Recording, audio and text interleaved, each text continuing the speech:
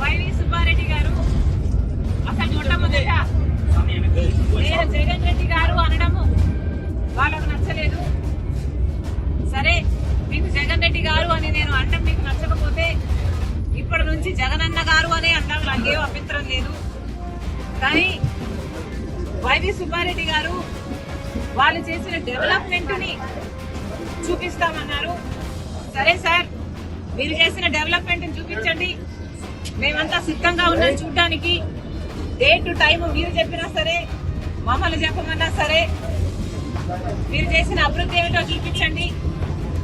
మేమే కాదు, మీడియా వాళ్ళు కూడా వస్తారు, మేధావులు కూడా వస్తారు, ప్రతిపక్ష పార్టీలు కూడా వస్తాయి.